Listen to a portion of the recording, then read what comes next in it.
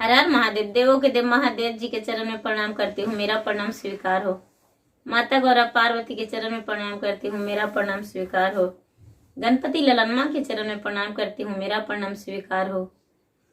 माता और पिताजी के चरण में प्रणाम करती हूँ, मेरा प्रणाम स्वीकार हो। सब गुरु भाई बहन के चरण में प्रणाम करती हूँ, मेरा प्रणाम स्वीकार हो। सब देवी देवताओं के चरण में प्रणाम करती हूँ, मेरा प्रणाम स्वीकार हो। गुरु भाई बहन, मैं एक कथा सुनाने जा रही हूँ। इस कथा को पूरा सुनिए और रहस्य जानिए। आधी नहीं आधी सुनने में शिव गुरु का अपमानित होती है और पूरा सुनने में ज्ञान होती है, इसलिए कथा को पूरा सुनिए और रहस्य जानिए। हर हर महादेव, घर घर महादेव।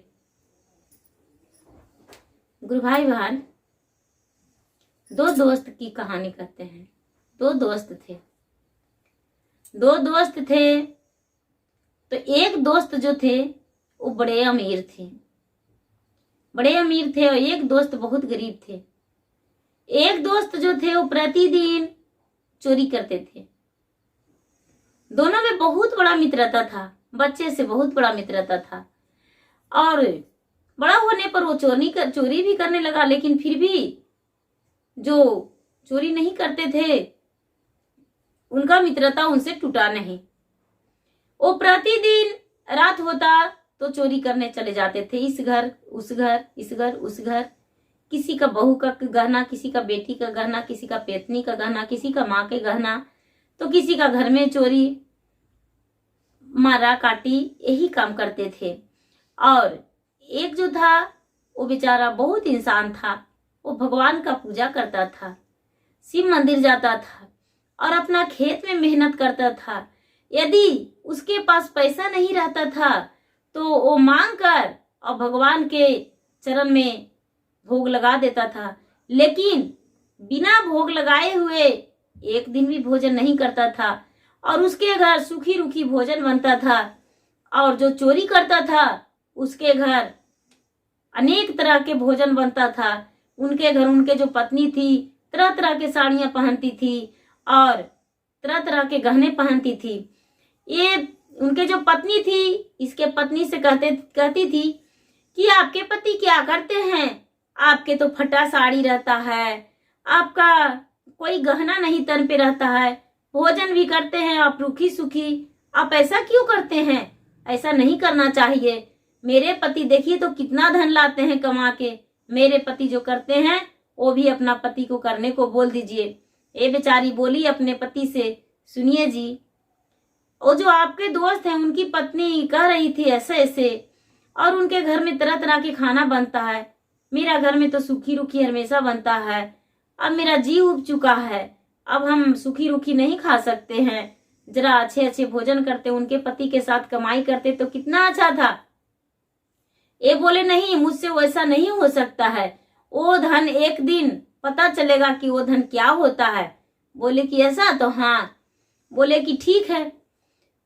वो जो उनके पति थे, उनके पति भी ये दोस्त को बोले कि देखो भाई, तुम मेरा कहना मान लो और मेरे साथ चलो और मेरे साथ तू भी चोरी करो और तेरे घर भी धन हो जाएगा।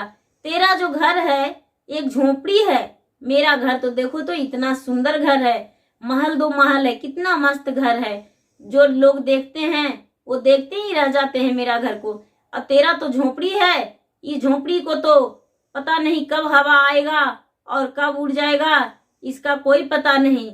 इसीलिए ऐसा करो कि तुम मेरे साथ काम करो और मेरे साथ चलो तो तुम्हारा भी घर अच्छा सा बन जाएगा। ये जो बेचारा इंसान थे वो बोले नहीं भाई, हम ऐसा नहीं कर सकते हैं, मेरा जान भी चला जाएगा, हम 7 दिन भी भूखा रह सकते हैं, लेकिन हम चोरी नहीं कर सकते हैं। वो तो दूसरे का हाय होता है, दूसरे को हम कमाई का आसरा नहीं कर सकते हैं। जाओ।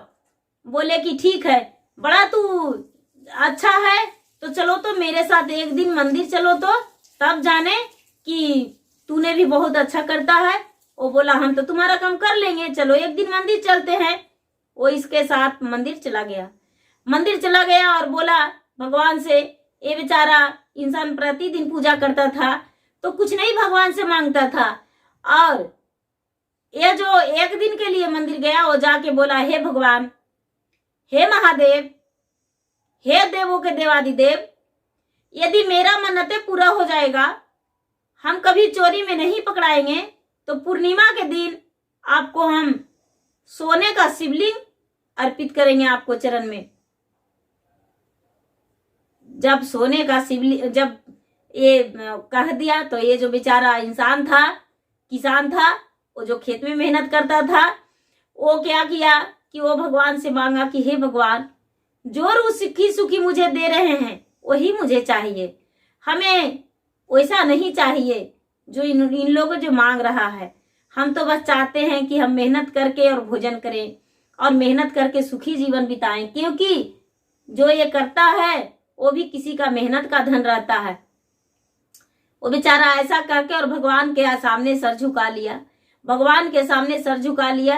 ये बेचारा अपना लौट आया, वो भी लौट आया, वो चोरी करते रहा गांव घर घर में, और ये जो था ये भी अपना खेत में मेहनत करते रहा। धीरे धीरे धीरे धीरे धीरे धीरे पूर्णिमा का दिन आ गया। जब पूर्णिमा का दिन आ गया तो वो सुंदर सा एक शिवलिंग बनवाया, सोने का शिवलिंग बनवाया, और ये अपने पत्नी से बोला, जानती हो आज मेरा दोस्त जो है वो मंदिर ले जाएगा सोने का शिवलिंग। इनकी पत्नी बोली, सुनिए, वो तो सोने का शिवलिंग ले जाएगा, लेकिन हम तो फूल का शिवलिंग बनाएंगे, फूल का बनाएंगे, जो सुंदर सा शिवलिंग दिखेगा, उससे बढ़िया कोई शिवलिंग नहीं हो सकता है। सोने का शिवलिंग का तो पूजा कोई नहीं करेगा, लेकिन फूल का शिवलिंग सब कोई पूजा करेगा। ये क्या किए इनके पत्नी कि फूलों से खूब सुंदर पूरा फूल से सजा के और शिवलिंग बना के और प्रात में अपने पति को दे दी और बोली कि भगवान के चरण में यही अर्पित कीजिएगा आप, क्योंकि भगवान तो मुझे कुछ वैसा दिया ही नहीं है कि जो हम सोने का शिवलिंग अर्पित कर सकते हैं। वो माघ के पूर्णिमा के दिन वो क्या किए कि गए और मंदिर गए, तो वहां जो जिसको था वो सारा लोग आए भगवान को पूजा करने, तो ये भी बेचारे गए, सब लोग गए पूजा करने। जब वो जो चोर था वो बोला भगवान के, हे भगवान, हे महादेव, हम सोने का शिवलिंग लेकर आए हैं, पुजारी बाबा हम सोने का शिवलिंग कहाँ चढ़ावे, कहाँ रखें। पुजारी बाबा बोले, सुनो, सोने का जो शिवलिंग है उस पे दूध चढ़ाओ और चढ़ावा चढ़ा दो और वस्त्र रखो और वस्त्र रख के और भगवान के चरण में अर्पित करो। एक ठठा के हंसा और बोला कि अरे हम तो सोने का शिवलिंग लाए हैं तो उस पे दूध रह जाएगा, लेकिन ये जो मेरा दोस्त है वो तो फूल का लाया है, फूल तो इधर उधर बिखर जाएगा, लेकिन मेरा सोने का शिवलिंग यहाँ पर तो रह जाएगा और दूध सह लेगा, लेकिन इसका तो फूल का बिखर जाएगा। ऐसा कह के और पूरा ठठा के हंसा और हंस के और सोने का शिवलिंग भगवान के चरण में अर्पित कर दिया। भगवान के चरण में रखते ही मिट्टी का धूल बन गया, मिट्टी धूल बन गया, धूल बन के पूरा छितरा गया और बिला गया, दूध से घुला, जैसे मिट्टी घुलता है उसी तरह उसका शिवलिंग घुल गया। सारी लोग वहां, भक्त लोग, शिष्य लोग मंदिर में विराजमान थे, पूजा के लिए वहां पर खड़े थे, और इनका जब शिवलिंग को देखे तो सारा लोग पूरा चकित रह गए। पुजारी बाबा कहने लगे कि अरे तूने तो लगता है नीच कर्म करके सोने का शिवलिंग लाया था, इसलिए मिट्टी का होकर घुल गया। और ये जो बेचारा उसका दोस्त था वो फूल का शिवलिंग रखा और फूल का शिवलिंग उनका भगवान के चरण में अर्पित हो गया और सोने का सुंदर सा बन गया और जगमग जगमग उसमें रोशनी जलने लगा, चारों ओर पूरा जगमगाहट मंदिर में खिल गया। अब फूल जो था जैसे पूरा रोशनी, फूल के से रोशनी निकलने लगा और भगवान का उसमें फूल के बीच में सोने का शिवलिंग निकला। जब सोने का शिवलिंग निकला तो सारी भक्त लोग जो थे वो कहने लगे कि अरे ये तो फूल सजाया था, तो इसका फूल में से इतना सुंदर शिवलिंग निकला और ये सोने का शिवलिंग लाया तो इसका शिवलिंग में मट्टी धूल हो गया, ऐसे कैसे हो सकता है, ये कैसे।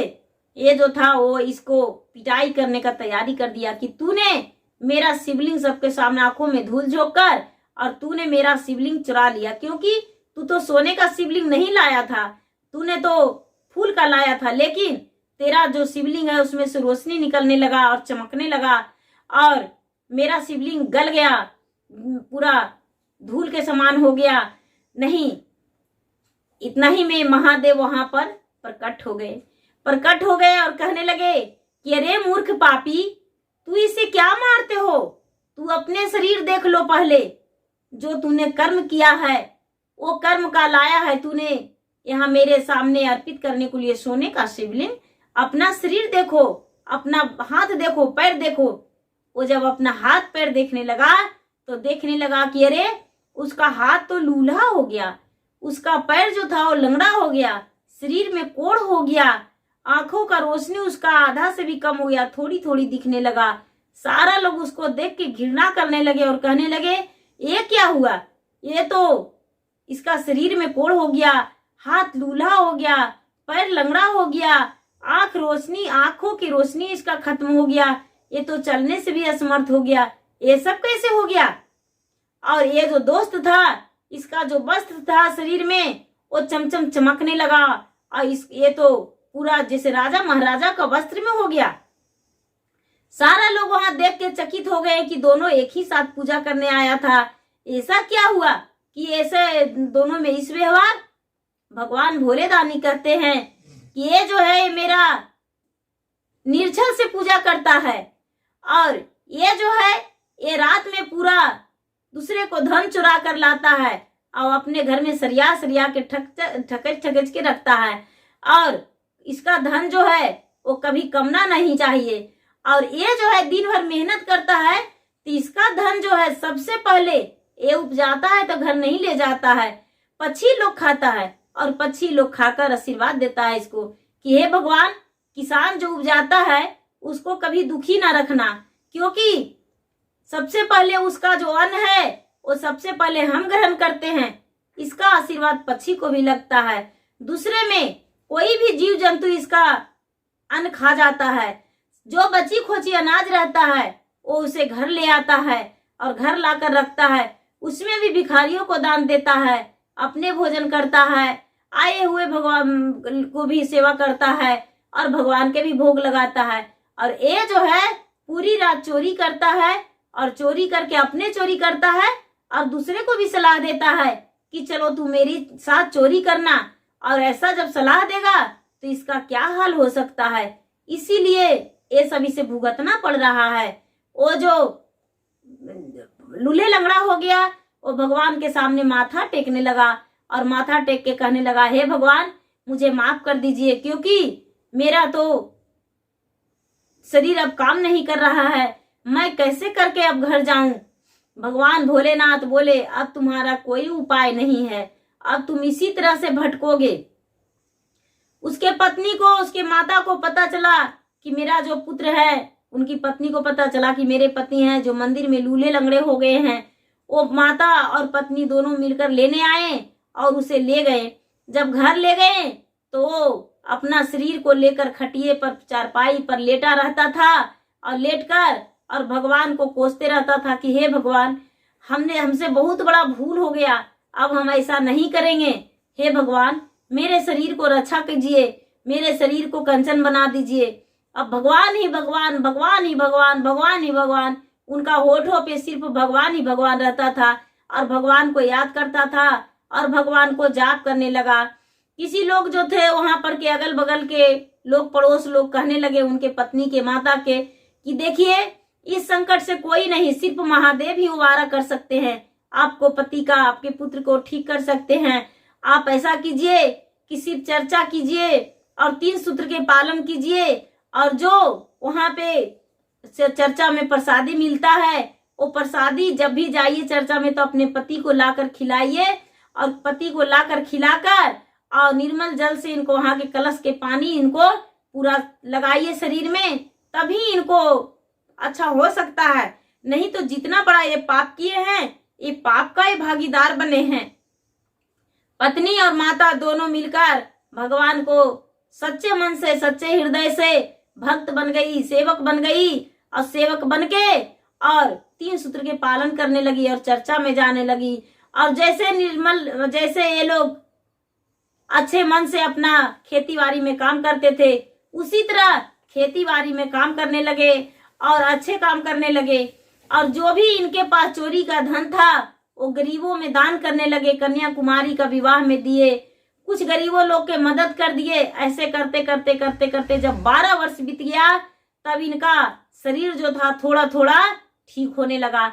जब ठीक होने लगा तो जब चलने लायक हो गया तो ये भी प्रतिदिन मंदिर जाने लगा और मंदिर जाकर भगवान से यही कहता कि हे भगवान, मेरा शरीर को सुरक्षित कर दीजिए, ठीक कर दीजिए। यदि मेरा शरीर कंचन कर दीजिएगा तो हम ऐसा कभी काम नहीं करेंगे और ऐसा काम करेंगे कि जिसमें 10 लोग मेरा भला कहेंगे और 10 का हम भला करेंगे। कभी हम जितना हम दिल दुखाए थे उतना हम कभी दिल नहीं दुखाएंगे। कितने बहन को हम कलाई सुन करवा दिए, राखी बांधने को लिए तरसी। कितने औरतें जो हैं जो सिंदूर करना छोड़ दी। कितने माए हैं जिसका गोद हम सुना कर दिए अपने धन के लालच में। हे भगवान, हे महादेव, मेरा कुछ तो रहम कीजिए। धीरे धीरे धीरे धीरे धीरे धीरे अब महादेव की कृपा से उसका जो शरीर था वो ठीक होने लगा। ठीक होते होते होते होते भी 5 वर्ष बीत गया, लेकिन पैर और शरीर ठीक हो गया, हाथ का लूल्हा ही रह गया। कभी भोजन अपने हाथों से वो व्यक्ति नहीं किया। कितना हूं कष्ट करने पर भी, उनकी माता और उनकी पत्नी के करने पर भी, और वो ठीक नहीं हुआ। जहां तक के कि उनकी माता को भी थोड़ा कष्ट हुआ, उनके पत्नी को भी कष्ट हुआ। क्योंकि कष्ट इसलिए हुआ कि पाप का भागीदारी उन लोगों ने ही भी बने थे। पाप का भागीदारी इसलिए बने थे कि जब ये धन लूट कर लाते थे, चुरा कर लाते थे, मार काट कर लाते थे, तो उनकी पत्नी उसका भागीदारी बनी थी और वो खुश रहती थी। उनके माता जो थी, माता भी खुश रहती थी, जो कि माता को डांटना चाहिए और इस गलत चीज से रोकना चाहिए। लेकिन माता उस चीज को हिस्सेदार बन के और खुशियां मनाती थी कि जो मेरा बेटा है वो बहुत कमाने वाला है, रात रात भर में इतना सोना चांदी धन रुपया पैसा कमा कर ले आता है, ऐसे कह के। और माता भी खुश होती थी, इसलिए उसे भी भागीदारी बनना पड़ा। कितना वो भगवान के भक्ति करती रही, फिर भी थोड़ा थोड़ा उन्हें भी भागीदार पाप का बने और वो भी शारीरिक कष्ट लिए, उन्हें भी शारीरिक कष्ट मिला। तो गुरु भाई बहना, ये नहीं कि जो चोरी करते हैं, जो पाप करते हैं, वही उसका भागीदारी बनते हैं पाप का। नहीं, जो उनको में मिल बांट के खाते हैं और उनका भागीदारी का हिस्सा बनते हैं, वो भी उसका पाप का भागीदारी बनते हैं। क्योंकि उस चीज में वो साथ दिए तो उनका भागीदारी तो बनना अवश्य है और जरूरी भी है। महादेव जो करते हैं वो गलत नहीं करते हैं, वो सच्चे करते हैं और अच्छे करते हैं। क्योंकि जो लोग दूसरे को रुलाते हैं उसे तो भगवान स्वयं रुला देते हैं। उनके लोग का वो आंसू गिरता है, पानी का आंसू, लेकिन भगवान उसे खून का आंसू रुला देते हैं। इतना भारी आंसू गिरता है कि जो कि आंसू किसी को रोकने से भी नहीं रुक सकता है। तो गुरु भाई बहना, इस जन्म नहीं तो अगली जन्म में उनका होता है, लेकिन होता है जरूरी। इसलिए गुरु भाई बहना, कभी गलत नहीं करना चाहिए और कभी भी दूसरे को गलत नजरिया से नहीं देखना चाहिए। हे महादेव, हे भोलेदानी, जैसे उस गरीब इंसान पे दया किए उसी तरह अपना दया सब पे बरसाकर और सबको खुश रखिए। वो गरीब इंसान आपके पूजा भक्ति में रह के और अपना खुशियां बढ़ाया, आगे का विकास किया। उसी तरह सब पे अपना दया बरसाइए और सबके घर में खुशियां दीजिए।